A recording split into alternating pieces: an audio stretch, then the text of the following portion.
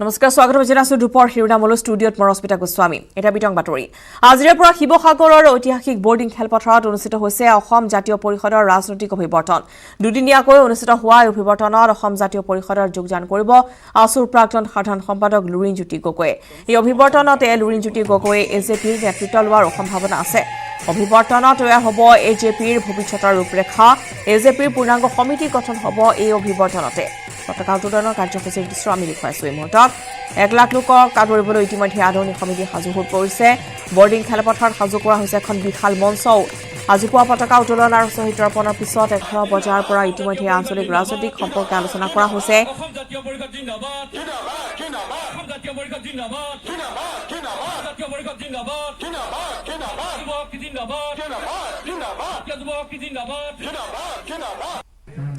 আজি বিয়লি 3 বজাৰ পৰা হ'ব জাতীয় দিগদৰ্শন সন্মিলন সন্ধিয়া 6:30 বজাত নাট্য মন্দিৰত হোৱা প্ৰতিনিধি সভাত দলটোৰ সংবিধান গৃহীত হোৱাৰ লগতে কেতবোৰ ৰাজনৈতিক প্ৰস্তাৱ গ্ৰহণ কৰা হ'ব আৰু কাইলৈ দ্বিতীয় দিনা পুৱা অনুষ্ঠিত হ'বলগীয়া বিষয়া বেচনি সভাতে দলটোৰ পূৰ্ণাংগ সমিতিও ঘোষণা কৰা হ'ব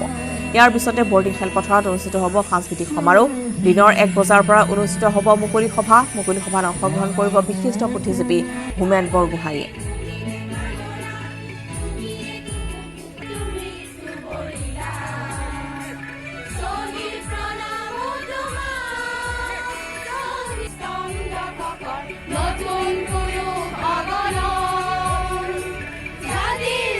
বিশাল আয়োজন চলিছে এনেদৰে আৰু শ্বহীদসকলক স্মৰণ কৰি আজি পুৱাৰ ভাগত এনেদৰে শ্বহীদ তৰ্পণ কৰা হয় আৰু পতাকা উত্তোলন কৰা হৈছে ইয়াৰ পিছতেই 11 বজাৰ পৰা ইতিমধ্যেই অভিৱৰ্তনৰ কাৰ্যসূচী আৰম্ভ হৈছে আজিৰ দলৰ সংবিধান গৃহীত কৰা হ'ব পূৰ্ণাংগ কমিটি চূড়ান্ত কৰা হ'ব বৰ্ডিং খেলপথাৰত এই কাৰ্যসূচী আৰম্ভ হৈছে দুদিনীয়াভাৱে ৰাজ্যিক অভিৱৰ্তন অসম জাতীয় পৰিষদ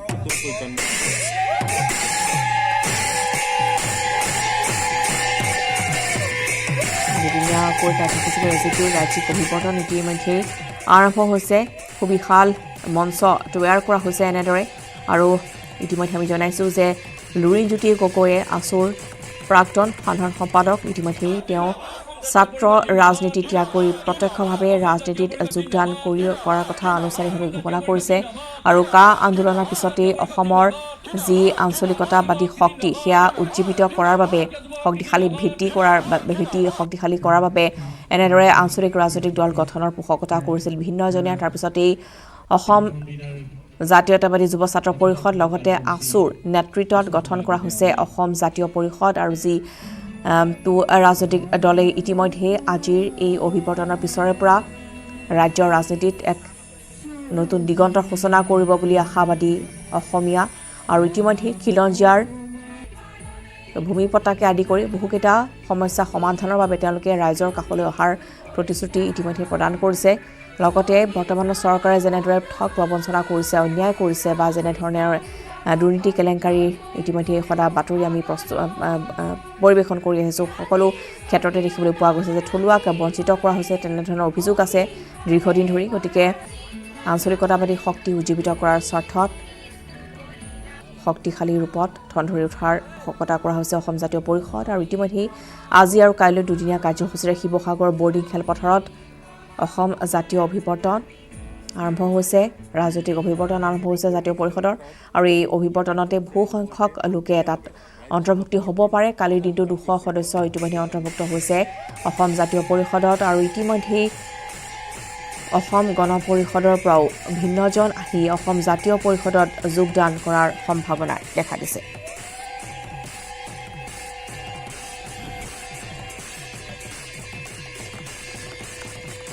আশা কৰা হৈছে আজি আৰু কাইলৈৰ এই দুটা দিনৰ অভিৱৰ্তনত 1 লাখৰ অধিক লোকৰ সমাগম হ'ব বিশাল আয়োজন চলিছে এনেদৰে আৰু শিৱসাগৰৰ প্ৰান্তে প্ৰান্তে তেওঁলোকৰ পতাকা উৰুৱা হৈছে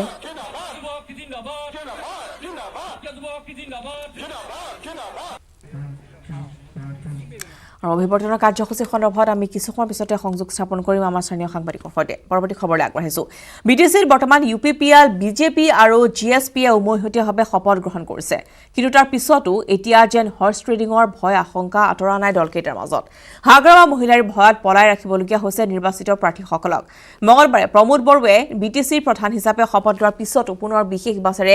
গুৱাহাটীলৈ অনা হ'ল নৱনিৰ্বাচিত MCLক পুনৰ মহানগৰীৰ হোটেল লিলিত নজৰবন্দী কৰি ৰখা হৈছে ইউপিপিএল বিজেপি আৰু গণসুৰক্ষা পাৰ্টিৰ নৱনিৰ্বাচিত সদস্যসকলক নিশা মন্ত্ৰী হিমন্ত বিশ্ব শৰ্মাই উপস্থিত হ'ল লিলি হোটেলত আৰু এনেদৰে দেখিবলৈ পোৱা গ'ল যে তেওঁলোকে নতুন পৰিকল্পনা ৰচাত ব্যস্ত থকা বুলি প্ৰমোদ বড়োৱে উল্লেখ কৰিছে কুকুৰাঝাৰ নহয় গুৱাহাটীৰ হোটেল হ'ব বিটিচিৰ সচিবালয় আৰু সদ্য নিযুক্ত বিটিচি প্ৰধান প্ৰমোদ বড়োৰ ভাষ্য যেন সেয়াই প্ৰতিবন্ধ হৈছে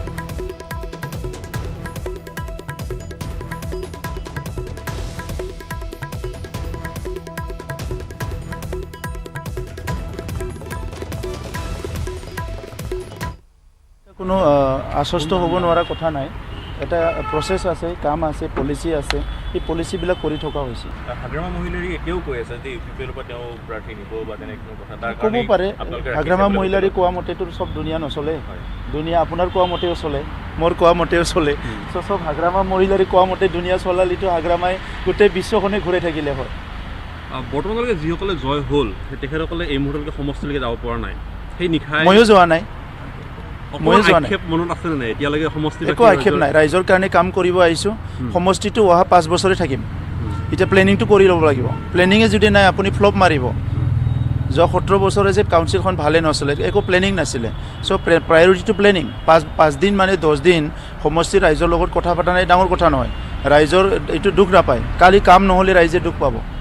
গতিকে তেখেতসকলে আমাক ভোট দি তাক জিকাইছে কালি যদি আমি ৰাইজক কাম কৰিব নোৱাৰোঁ তাৰপিছত ৰাইজৰ দুখ পাব আজি আৰণ্য এখন বা গামচা এখন দিবলৈ ৰখি আছে সেইটো কালি মই 2 দিন পিছত ল'ম গামচাটো কিন্তু প্লেনিংখিনি হ'ব লাগিবতো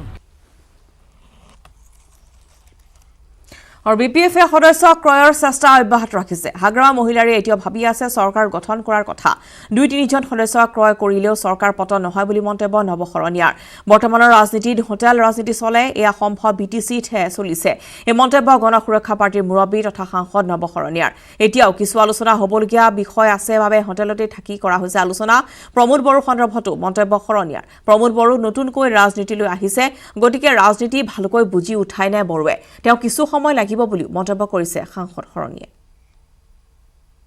হোৱা কথা নাই কাৰণ কিছুমান ফৰ্মেলিটিজ আছে ডিপাৰ্টমেণ্ট আছে আৰু বাকীবিলাক কি কয় শপত গ্ৰহণ কৰাৰ কথা আছে মই ভাবোঁ উইদিন 3-4 ডেজৰ ভিতৰত গোটেইখিনি ছেটেল হৈ যাব হোটেল পলিটিক্স এটা চলি আছে কোকৰাঝাৰতো হাগ্ৰামা মহিলাই 4জনক তাত বন্দী কৰি ৰাখিছে ইয়াত 21জন বন্দী হৈছে মুহূৰ্তত গোটেই বিষয়টো আচলতে নাই আজিকালি পলিটিক্সত এইটো এটা মানে এটা পাৰ্ট নিচিনা হৈ গৈছে গতিকে ইয়াত আৰু আমি বিশেষ কিবা ৰিয়েকশ্যন আছে বুলি মই নাভাবোঁ এইটো পাৰ্ট নিচিনা হৈ গৈছে কাৰণ হয় যে মানে পলিটিক্সৰ এইটো এটা মানে কি কয় একেবাৰে এৰিব নোৱাৰা বিষয় নিচিনা হৈছে গতিকে মই ভাবোঁ ৰাইজে চব কথাখিনি বুজি পায় ইয়াৰ আৰু মই বেলেগকৈ কোনো কমেণ্ট কৰাৰ কোনো দৰকাৰ নাই প্ৰথম অৱস্থাত অলপ হয়তো ধৰি লওক প্ৰমোদ বড়ো ডাঙৰীয়াও পলিটিক্সত মানে নতুন গতিকে তেওঁ শিকোঁতে অলপ 2-4 দিন টাইম লাগিব কিন্তু মই ভাবোঁ তেওঁ যি হিচাপে সকলোৰে ছাপৰ্টখিনি পাইছে সেই হিচাপত মই ভাবোঁ মানে এই চৰকাৰখন 5 বছৰ ধুনীয়াকৈ চলি যাব ইয়াত কোনো সন্দেহ নাই আৰু বাকী যিখিনি বিষয় আছে হয় চবৰে নতুনকৈ পলিটিক্সত আহিছে বা কি কয় বহুদিন হয়তো ৰাইজৰ কাৰণে কাম কৰি আছিলে সকলোৱে বিচাৰিছে EM এটা হ'লে বেছিকৈ কাম কৰাৰ সম্ভাৱনা আছে বা সুবিধাখিনি আছে কিন্তু তেওঁলোকে যেতিয়া লাহে লাহে বুজি পাব যে তেওঁলোকে ৰাইজৰ সেৱক হিচাপে যদি স্কপখিনি পায় EM হিচাপেও পাব বাকী হিচাপেও পাব সেইখিনি যদি আশ্বস্ত কৰা যায় মই ভাবোঁ ইয়াৰ একো অসুবিধা নাই কিন্তু হাগ্ৰামা মহিলাৰী এতিয়াও ভাবি আছে 4জন যদি তেওঁ তাতে গুচি যায় তেওঁ আকৌ চৰকাৰ গঠন কৰিব এনেকুৱা ধৰণৰ কথা ওলাই আছে নাই এই কথাটো মিছা নহয় কাৰণ তেওঁলোকৰ 17 জনৰ ভিতৰত ধৰি লওক এতিয়া 16জনমান আছে 16জন আৰু সম্ভৱ 3-4জন কমিব কিন্তু মই ভাবোঁ হাগ্ৰামাৰ হেৰিটো লাহে লাহে কমি আহিছে তেওঁ হয়তো এই কথাটো বুজি পোৱা নাই মই ভাবোঁ তেওঁ এই কথাখিনি বুজি পাই যদি তেওঁ ভালকৈ সহযোগিতা কৰে তেতিয়াহ'লে মই ভাবোঁ তেওঁৰ কাৰণেও ভৱিষ্যতৰ কাৰণে ভাল হ'ব ৰাজ্যৰ ৰাষ্ট্ৰীয় ঘাইপথত মুকলি হৈছে ইখনৰ পিছত সিখনকৈ টোল প্লাজা হুজাই জিলাৰ সীমান্তৱৰ্তী তথা লামডিঙৰ গাঁতে লাগি থকা ডিমা হাছাও জিলাৰ মাণ্ডাৰ দিছাত মঙলবাৰে এখন নতুন টোল প্লাজা গেট আৰম্ভ কৰা হৈছে অৰ্থাতে আৰম্ভ হোৱা টোল প্লাজাত মাচুল দি সমস্যাত পৰিবলগীয়া হয় অঞ্চলটোৰ জনসাধাৰণ লক্ষণীয় যে ৰাষ্ট্ৰীয় ঘাইপথৰ কাম সম্পূৰ্ণ হোৱাৰ পূৰ্বে ৰাষ্ট্ৰীয় ঘাইপথ নিৰ্মাণ প্ৰাধিকৰণে টোল প্লাজা মুকলি কৰাত জিলাখনৰ সৃষ্টি হৈছে তীব্ৰ প্ৰতিক্ৰিয়াৰ উক্ত টোল প্লাজাৰে পাৰ হোৱা প্ৰতি সৰু বাহনে এপাৰত 85 টকা অৰ্থাৎ অহা যোৱা কৰাত 130 টকা ধাৰ্য কৰাৰ সমান্তৰালভাৱে সৰু বাণিজ্যিক বাহনৰ এবাৰত 140 টকা তথা এদিনত অহা যোৱা 210 টকা ধাৰ্য কৰা হৈছে আনহাতে বাছ আৰু ট্ৰাকৰ এবাৰত 295 টকা তথা এদিনতে অহা যোৱাত 440 টকা 3 এক্সেল বাণিজ্যিক বাহনৰ বাবে 320 আৰু এদিনত অহা যোৱা 480 টকা নিৰ্ধাৰণ কৰা হৈছে একেদৰে 4 to 6 বাহনৰ বাবে 460 টকা তথা এদিনতে অহা যোৱা কৰাত 690 টকা ধাৰ্য কৰা হৈছে 7 চকীয়া বাহনৰ বাবে 560 টকা আৰু এদিনতে অহা যোৱা কৰাত 845 টকা ধাৰ্য কৰিছে টোল গেট কৰ্তৃপক্ষই স্টাৰ্ট হৈছে NHA ইনষ্ট্ৰাকশ্যনছ মতে আৰু ৰেট লিষ্টটো মই আপোনাক অলৰেডি প্ৰভাইড কৰিছোঁৱেই ইয়াৰ বিষয়ে মানে আপোনাৰ যিমান এডমিনিষ্ট্ৰেশ্যন আছে পুলিচ আৰু এডমিনিষ্ট্ৰেশ্যনকো জনোৱা হৈছে আৰু NHA ফালৰ পৰাও জনাইছে অলৰেডি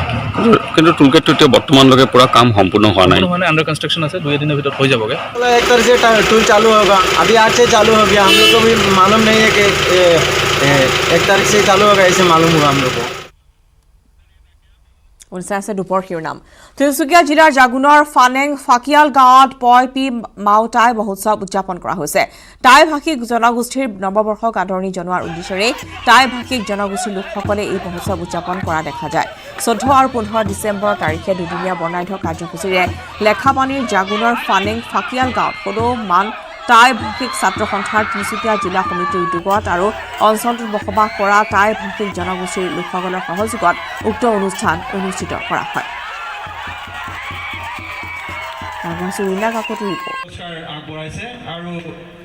ফানিং টাই ভাষিক গাঁৱত 2115 বৰ্ষৰ